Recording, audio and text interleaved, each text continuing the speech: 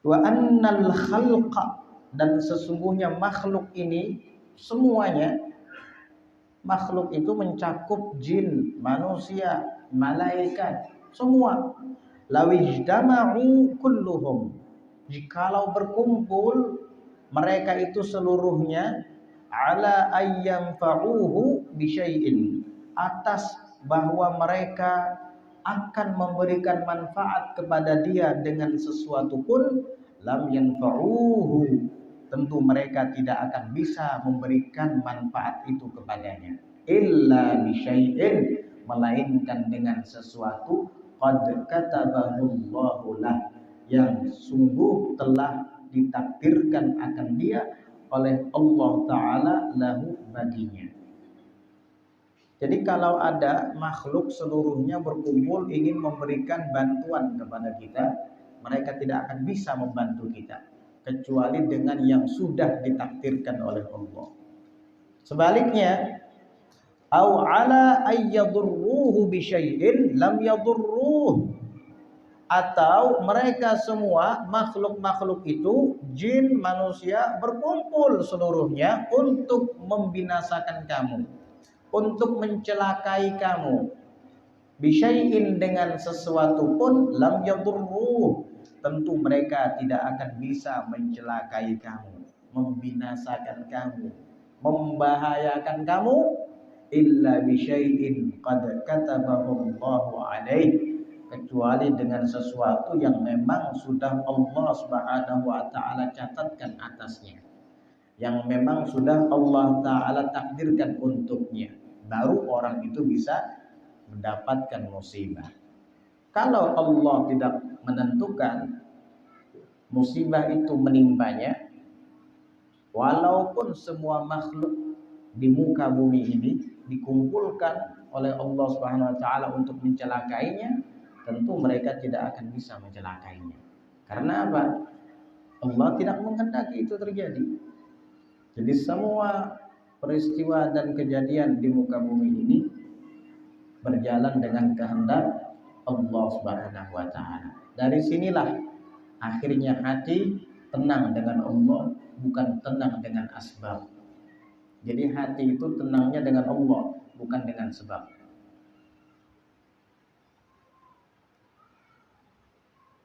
Wa yushtaratu li sihhatit tawakkuli, dan disyaratkan untuk sahnya bertawakal, alla ta'siyallaha bisababihi, hendaknya engkau tidak bermaksiat kepada Allah dengan sebabnya tawakal tadi.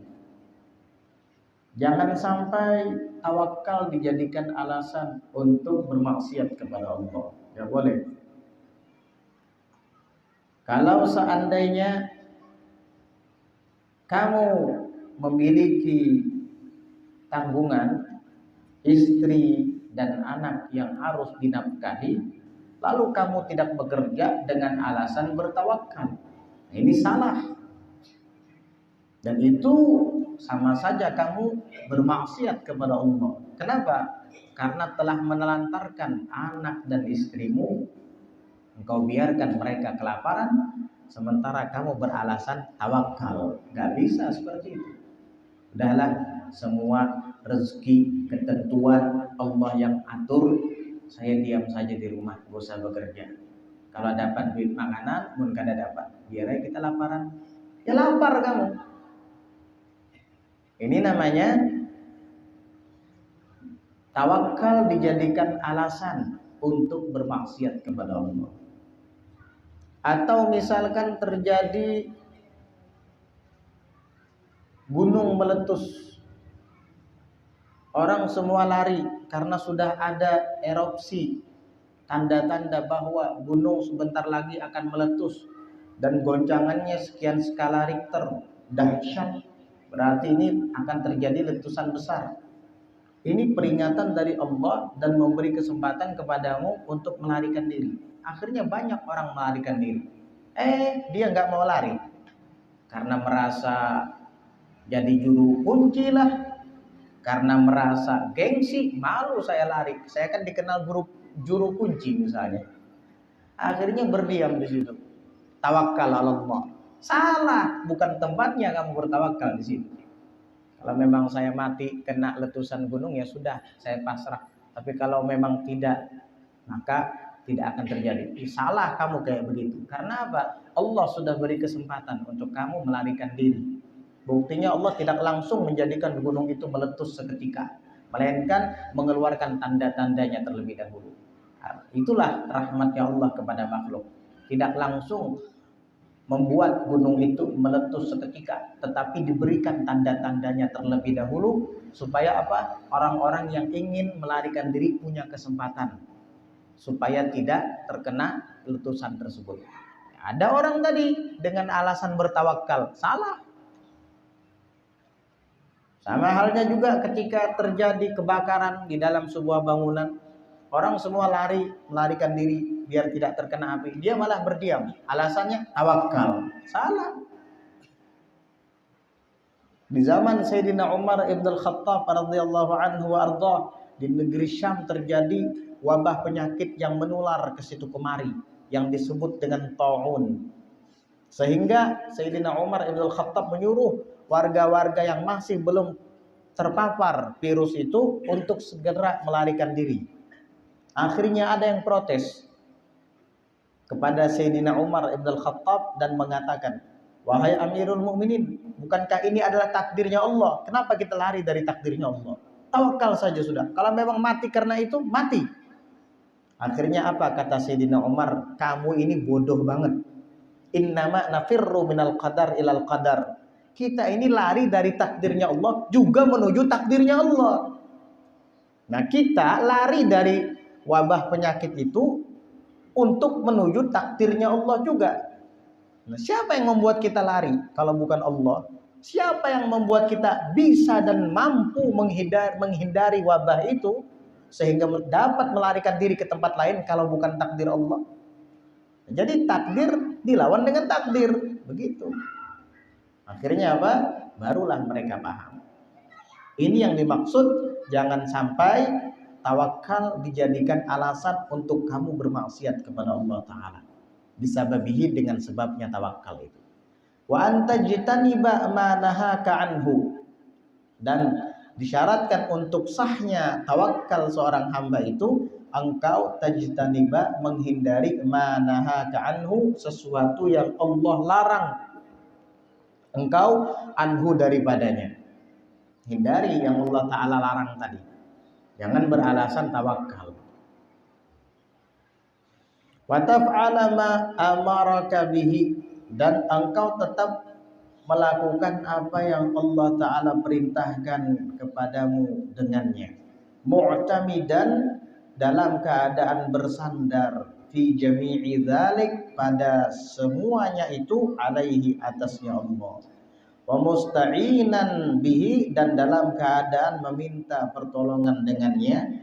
Wa mufawwidhan ilaihi, dan menyerahkan diri kepadanya.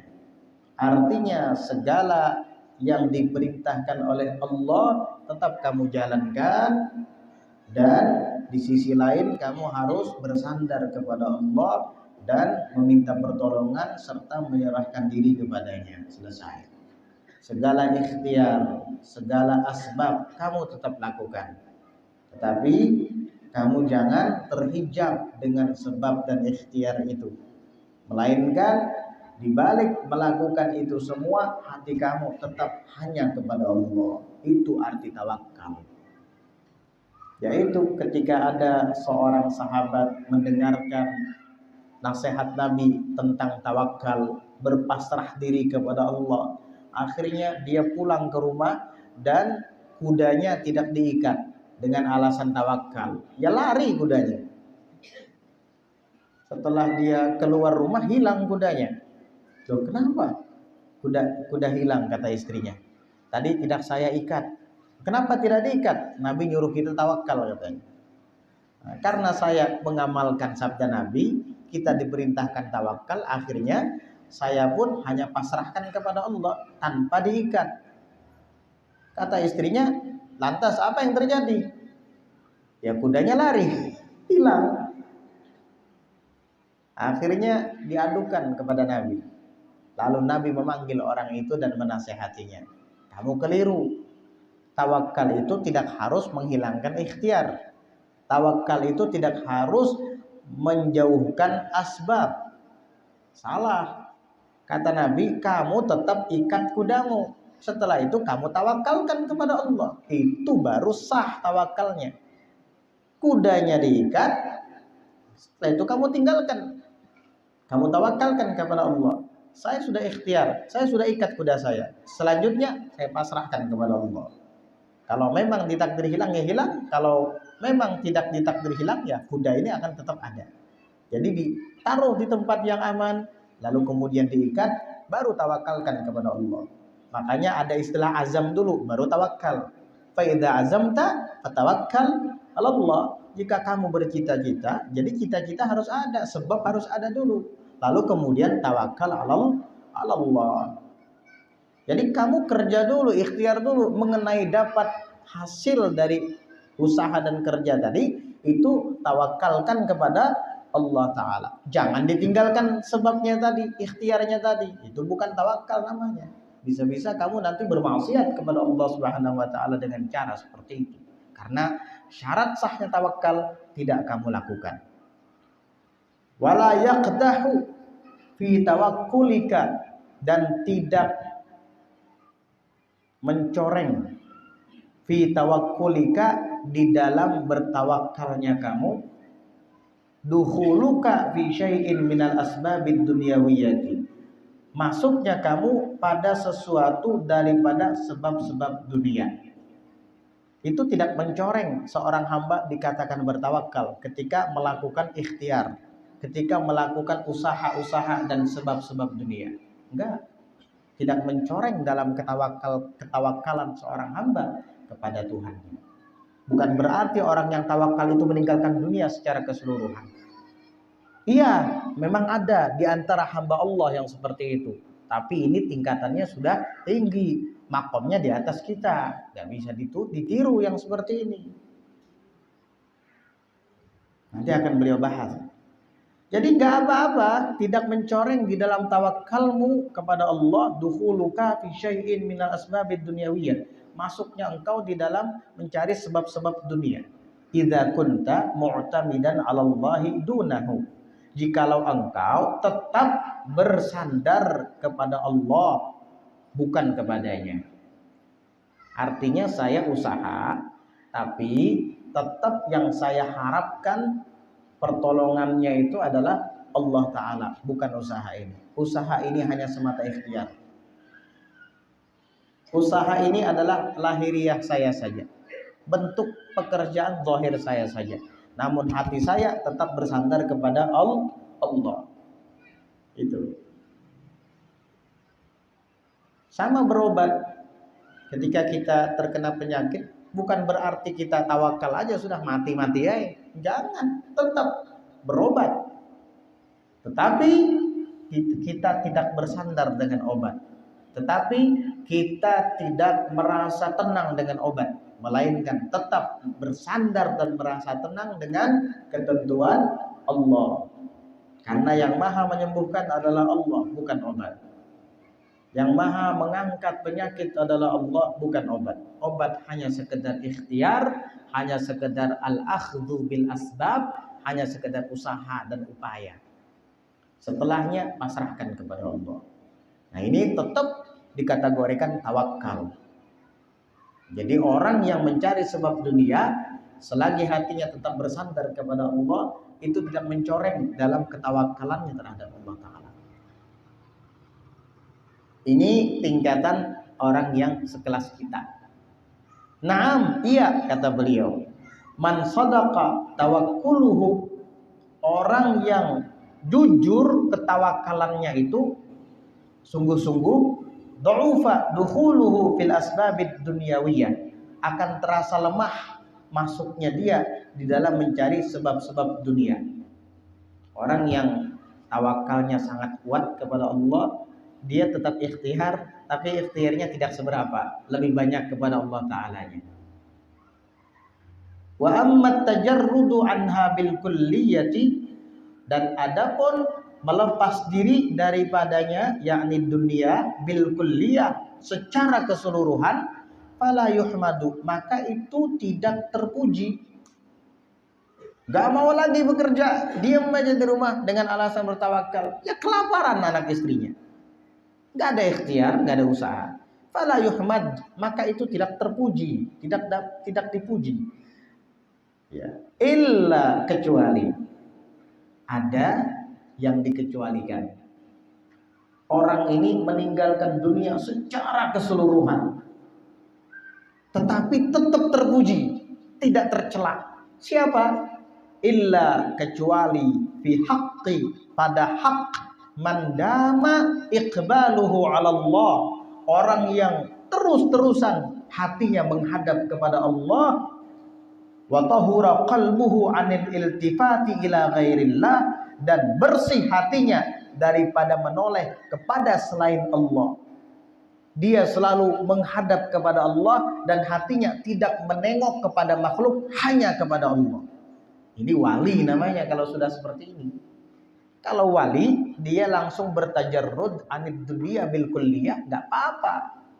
Karena dia sudah berteman dengan Allah. Apa yang dia ucapkan, Allah ridha.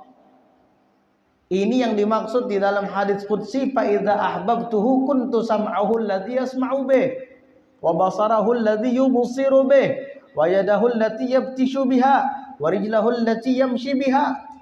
Kalau saya sudah cinta kepada hamba, kata Allah, aku akan menjadi penglihatan yang dengannya ia melihat, aku akan menjadi pendengaran yang dengannya ia mendengar, aku akan menjadi tangan yang dengannya ia menyentuh, dan kaki yang dengannya ia berjalan. Wa idza sta'adzani lau'idzanna, jikalau dia minta perlindungan kepadaku, aku lindungi, kata Allah. Wala in sa'alani la'u'tiyanna, dan jikalau ia meminta kepada saya permintaan, aku akan berikan.